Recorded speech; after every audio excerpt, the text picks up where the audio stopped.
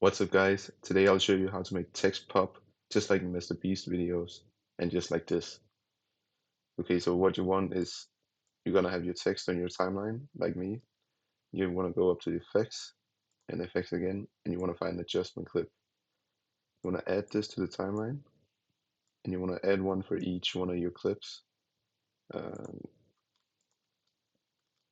okay, so now that we got that, you want to hit into the Fusion page on the adjustment clip, um, and after that, you want to add a transform right here. You want to add that to the pipeline. You want to change the size to 0.75.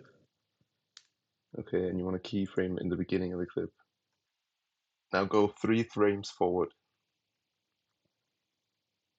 and you want to keyframe again to 1.25,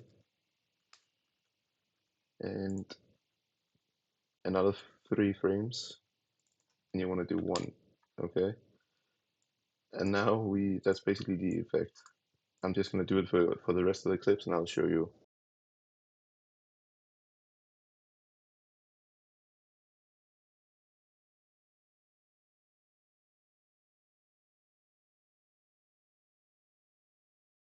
Okay, so now we got our effect, and you can see it works really well.